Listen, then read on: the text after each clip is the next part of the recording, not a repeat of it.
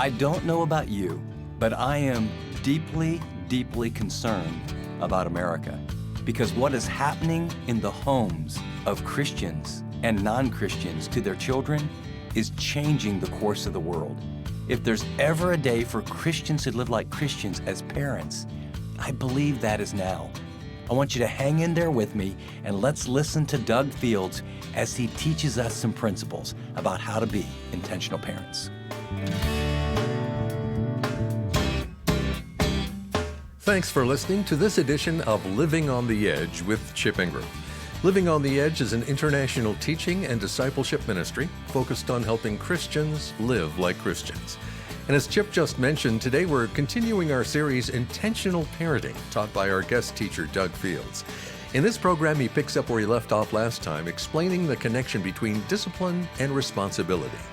So if you're ready, let's get going and join Doug for the remainder of his message. Parents, you don't have to provide discipline right away.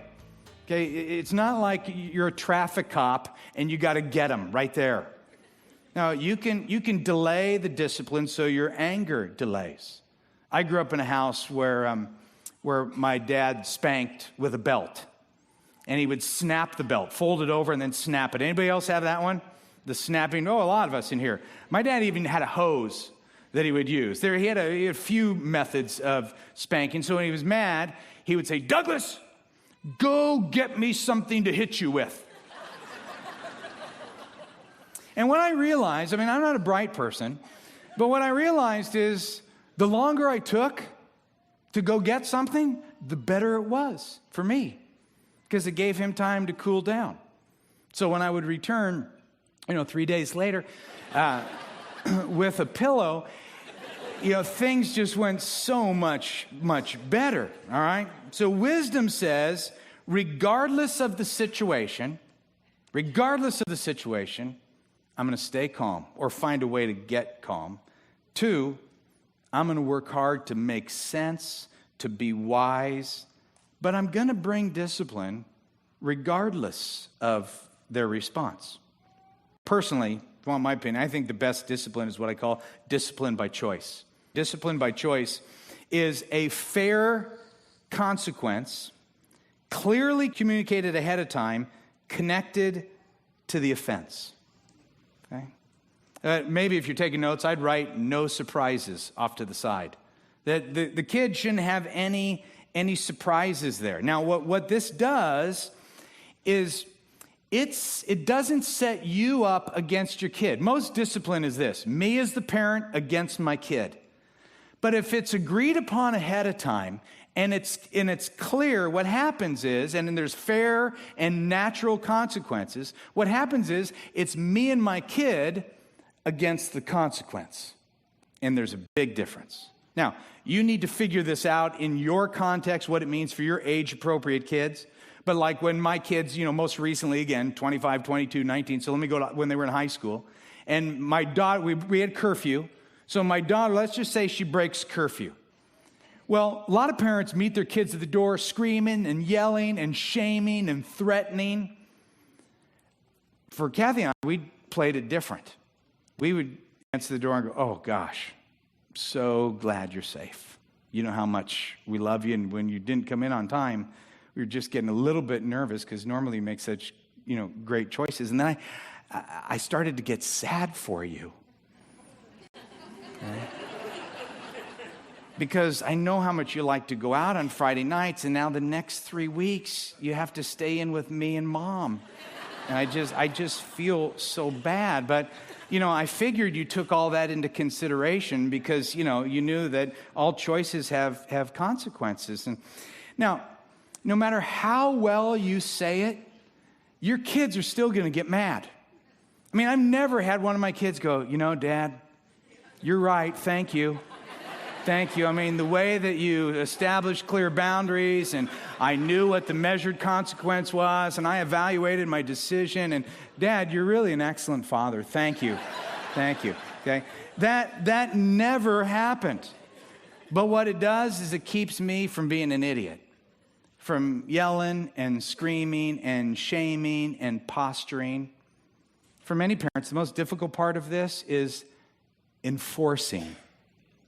And if you can't enforce delicate discipline, you're never going to be an effective parent. And that's a biggie, because if you don't, your kids are never going to become responsible. And that's the sixth thing that all kids need from caring adults, is they need activated responsibility. Activated responsibility. When people find out that I'm an advocate for kids, you know, whether it's a radio interview or promoting a book or something like that, people will say, Doug, why do you think today's young people are so irresponsible? Okay, it's a fair question, but nobody likes my answer. Because I always say, oh, it's easy. It's your fault. They're like, what do you mean it's my fault? Yeah, it's your fault that kids are irresponsible. The reason it's your fault is because responsibility is not genetic. Responsibility must be taught, and it must be modeled. And I think this one is one of the biggies to get us to the 5 C's that we've been talking about. And the way, if you're kind of going, how do I know if my kid's irresponsible? I call it the ABCs. A stands for apathy, where they just go, I just don't care about being responsible. B is blame. It wasn't my fault. It's the stupid teacher. It's the lame coach. It's my dumb parents. Always blaming everybody else. The C is what I call the care for me mentality. And I've been cradled my whole life. It's not that big a deal. Somebody will save me from this. They'll figure it out. You think about today's generation of kids. When they grow up, what are they going to say to their kids and their great-grandkids about growing up in today's culture? Like my dad would always talk about, son, when I was your age, I had to walk to school. Uphill. Both ways. In the snow. Barefoot. On razor blades. I mean, whatever it was, just, what is today's kids? Well, when I was your age, if I was hungry, I had to talk to a dietitian. And, one time my parents made me supervise the house cleaner. That was rough. So parents, how are we contributing to this? Let's at least hold up the mirror and say, okay, how are we contributing to kids being irresponsible? Which, by the way, if you look at culture, the average age of marriages used to be in the early 20s. Now they're in the late 20s. There's a new term coming out called extended adolescence, that adolescence is moving into the late 20s. Because people are not growing up. They're not taking responsibility for themselves. So how might we be contributing to that? Well, a couple ways. One, always picking up after kids when they're little, not making them responsible. I think when it comes to money, we make money easily available and not valuable enough by telling kids they can do no wrong, that it's not their, sweetheart, the reason you got a bad grade is because your teacher is just inexperienced, okay? Buddy, I don't know why you're sitting on the bench. I mean, you're the best athlete on that team. I mean, your coach just can't identify talent. Okay? And by saving them from consequences, we need to allow our kids to experience some of the pain that goes with poor choices. So, for example, when the school calls and says your kid forgot their lunch, what do parents do? Oh, my gosh, I'll get it there right away. Because I don't want my child to starve. Not just starve, I don't want my kid to starve to death. I know, because they're going to die if they miss their lunch. Parents, I've done a lot of research on death by starvation. And it takes the average person about 70 to 90 days to die from starvation, all right? Now, maybe your kid is going to get a little hungry.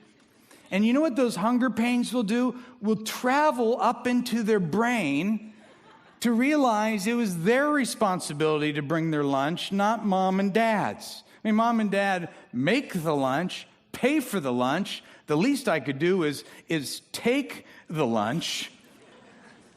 It's amazing.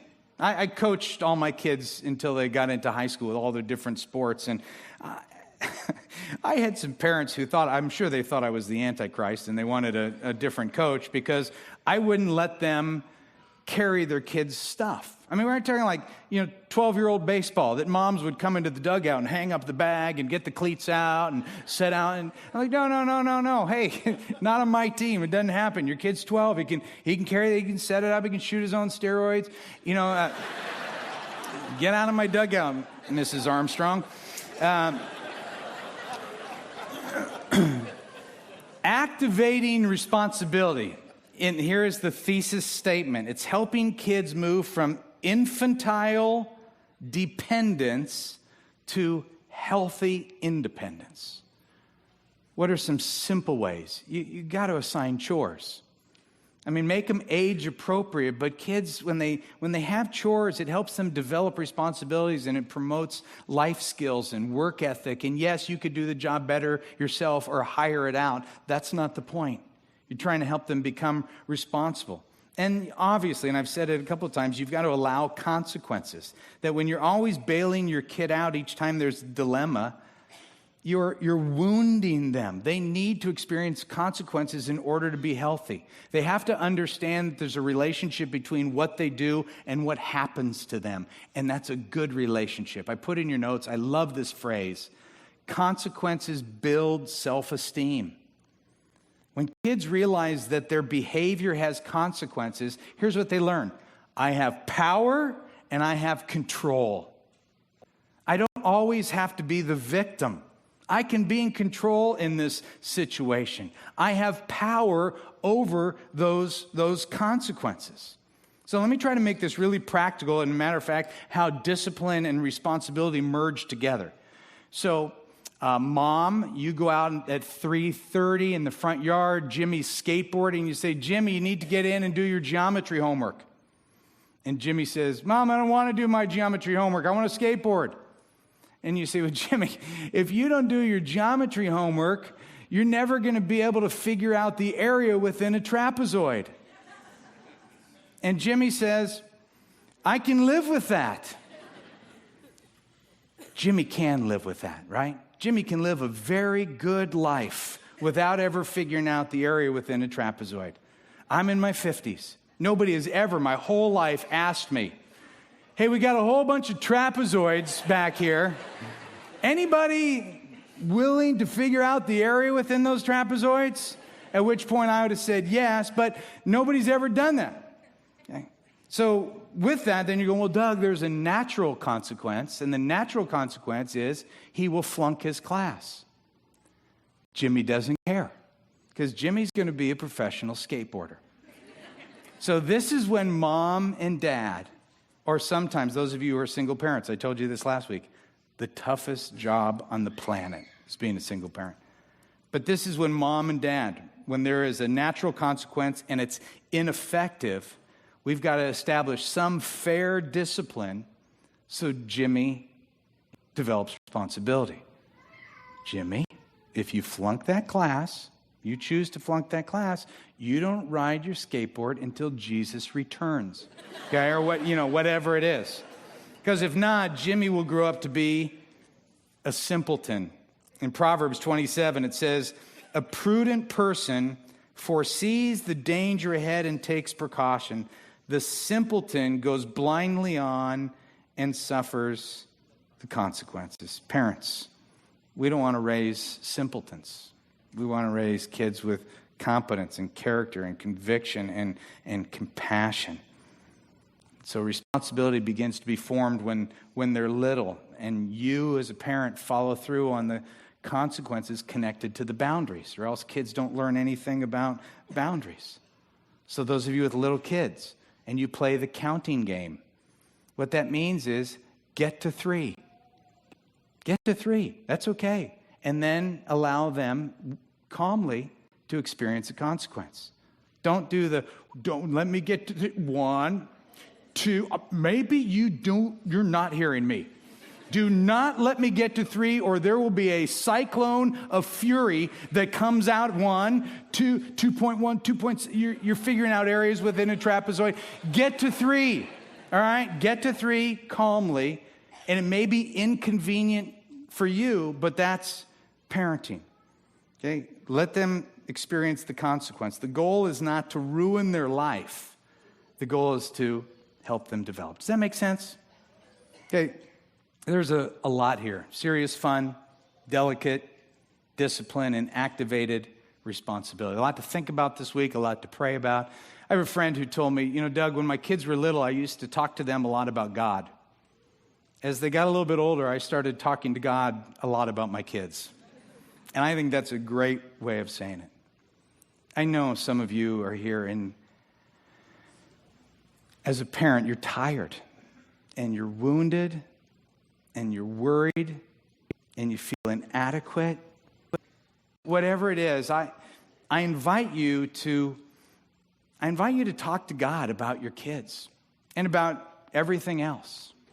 One of the things that I do when I move into a time of prayer in my home office, I have a chair, and I have another chair right in front of it. And sometimes I sit in that chair, and I imagine a conversation with God. God is sitting right in that chair. And I realize for some of you that raises theological concerns, like, should you have 3 chairs? For Father, Son, the Holy Spirit. Does the Holy Spirit even need a chair, or does it hover? Whatever. For me, I picture God in the flesh as Jesus, the person of Jesus, and he's compelling. He's totally interested in me. He's warm. He's attracted to my heart. He's leaning in, excited to be there and to listening, just communicating this warmth. And a lot of times I do most of the talking, but sometimes I just listen. If I don't have anything to say, I just listen. And I have imaginary conversations. And it's going to seem dumb to you, but here's one of my imaginary conversations where I see Jesus saying, Doug, you make me laugh. Sometimes you're really funny. And then I get this sense of pride that, man, I made God laugh. How cool is that? Then he says, Doug, some of your funniest stuff isn't even stuff that you say. And I go, I know. But I don't want to say it because I think it's too inappropriate. And then Jesus says, well, it is. That's not what I'm talking about.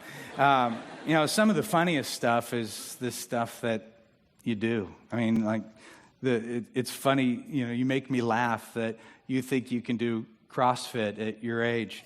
And you make me laugh when you go to Costco just for free samples.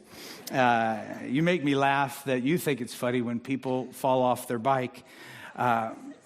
And so we kind of have this moment of laughter, and then Jesus settles in, and there's this warmth that radiates that I feel, and he says, Doug, I love you so much, and I love this time with you because I want to take our relationship to deeper places, and I know you think, Doug, that you know how much I love you because you're a parent and you love your kids, and that's cute, but my love's deeper. See, your love is finite. You have a limit to your love, but my love is infinite, and there is no depth. And I take all of that love and I direct it to you. It's a depth of love that you'll never be able to understand.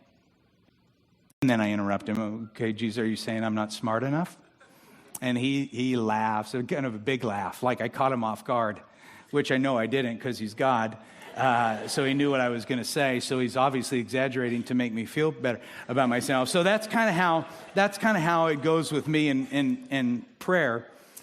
But I share that with you because when I connect with God through prayer, through spending some time to reading about Jesus and what he taught and how he interacted, how God in the flesh modeled how to live for humanity. When I read that he wants to come in and totally transform my character and shape me into his likeness, I'm drawn to him. And the more I'm drawn to him, the more I fall in love with him and want to follow him and be more like him. We've been taking a look at a few words that are so powerful that we want to go deeply into your bones. They're found in Ephesians 5, verse 1, where it says, "Follow God's example, therefore, as dearly loved children. You look at those 4 words, as dearly loved children. See, when that becomes your identity, everything changes. Okay? When that becomes your identity, that you're a dearly loved child of God, everything changes. For some of us in here, our identity is what we do. Your identity is where you live, or what you drive, or what's in your bank account. But if you could get your arms around the fact that your identity is you are a dearly loved child of God, everything changes. See, that's what helps our parenting. That's what helps our relationships. I could give you the best parenting tips in the world, and I want to be really helpful to you. But if you're parenting out of a broken identity or a wrong identity or a wounded identity, all my tips are going to fall short. But this is what I want you to get. People who know that they're dearly loved are able to love dearly. People who know that they're deeply loved, and that's their identity, they're able to love deeply. I want to help your parenting. I do. I really want to help your kids. I want to help your kids be the benefactors of this content that we're talking about. But that's not what drives me. What drives me is that if you draw closer to God and you fall more in love with Him and you sense His love for you, it'll change everything. Everything about you and your relationships and how you act. And God is not this distant deity that's out there that needs to be conjured up. He's here, loving you, laughing with you, grieving with you, hearing your cries. He's accepting of your faults and your failures. He's wanting you to know Him in deeper ways because He has wisdom to help you in your relationships, specifically in your parenting. You're listening to Living on the Edge with Chip Ingram. Doug Fields has been our guest teacher for this program, Fun, Discipline, and Responsibility, which is from his series, Intentional Parenting. He and Chip will join us in just a minute to share their application for this message. Well, like a well-constructed building, good parenting requires hard work and a well-thought-out plan. In this series, Doug shares 10 ways moms and dads can better engage their kids in areas where parents have traditionally struggled. Learn more about a parent's sacred responsibility to care for, love, and direct their sons and daughters. For more information about this series or our resources, visit livingontheedge.org or call us at 888-333-6003. That's 888-333-6003 or livingontheedge.org. Well, Chip's back with me in studio now, and Chip, we're in the middle of this really insightful teaching from Doug about parenting. Now, you've finished that part of your life. Your kids are all grown and out of the house. But if you would, take a minute and look back at your years as a dad. Are there some things you would have done differently? Well, Dave, yes. I tended to be the most intentional parent when we were having problems. What I wish I would have done more of was build in and be more proactive. In other words, over the years, what I learned was that you just need to express genuine affection. You need to have some really serious fun. I had to remind myself, okay, they're going to be a lot like me. So I need to be a good role model. I mean, there's certain values that I want to teach. And so I tried to keep those in front of me. But what we've developed is something that I wish I had. Intentional parenting cards. And I love it. It's the 10 things as a parent that you want to be intentional about. And instead of being overwhelmed, it's like you take these like 3 or 4 cards in each area and you review them for just a week, every day.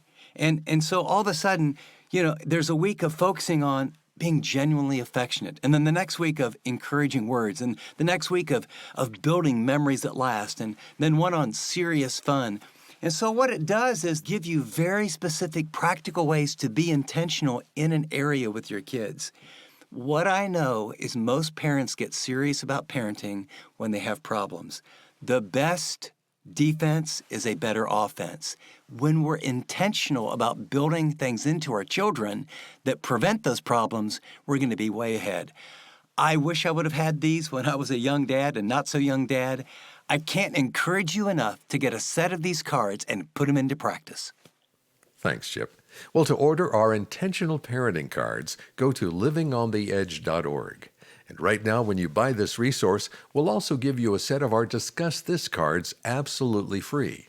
These tools will help you better engage your kids and build meaningful relationships with them. So to get your hands on our intentional parenting and Discuss This cards, visit livingontheedge.org or call 888-333-6003. App listeners, tap special offers. Now for some application, here's Chip and our guest teacher, Doug Fields. Doug, great message today on responsibility. I can't tell you how much I agree with you that consequences actually build esteem. And that's not just punishment for acting up. In fact, what we're seeing now is an epidemic, if you will, that kids don't get the consequences they deserve, and then we're shocked or surprised when there's irresponsibility later. I actually heard a term recently called the bulldozer parent. And it's a picture of a parent who just paves the way and removes any barrier, any consequence. It can never be my kid's fault. So everything is easy for their kids, thinking they're doing them a favor. And the fact of the matter is the opposite's true. And I think you really touched on that. Could you talk a little bit about how to not be an enabler as a parent? Sure. This is a fun topic of conversation. But first of all, let's recognize that it's really difficult not to be an enabler or a bulldozer parent. Why? Because we love our children so much. And in our amazing love for them, we want to protect them. But it's also love and your job as a parent to help them grow up and develop into the person God intends them to be. You may be loving them in the wrong way by protecting them and keeping them from learnings and discoveries and consequences that are important for their independence and maturity. So if we get practical, like when little Johnny forgets his cleats at baseball practice and mom runs home to get them, Johnny doesn't get to experience any pain or consequence to his forgetfulness. And it was his responsibility to get his baseball gear there. So maybe the most loving thing that mom can do is to allow Johnny to practice in his tennis shoes or sit out the practice altogether because he forgot his cleats. Then the next practice, when he remembers his cleats, mom can practice catching him doing something right and use positive words to reinforce that responsibility and say, hey, buddy, good job on remembering all your baseball gear. I bet you felt good about it. I'm proud of you. And as much as parents want to save them, being a bulldozer parent who clears the way for them actually hurts them. And I get it. It's counterintuitive for the parent to realize that pain actually produces character and maturity. But responsibility isn't genetic. I mean, kids learn responsibility when parents allow them to fail. And when she can connect choices to consequences, she's going to grow up. And she's going to learn how to live and interact and succeed in our culture instead of being an immature adult. Really challenging words to think about, Doug. Thanks. As we wrap up, I want to thank those of you who make this program possible through your generous financial support. Your gifts help us create programs, purchase airtime, and develop additional resources to help Christians live like Christians. Now, if you've been blessed by the ministry of Living on the Edge, would you consider sending a gift today? You can do that when you visit livingontheedge.org or the Chip Ingram app, and now you can text DONATE to 74141. That's the word donate to 74141. We want you to know how much we appreciate your support. Well, from all of us here, I'm Dave Drury, thanking you for listening to this edition of Living on the Edge.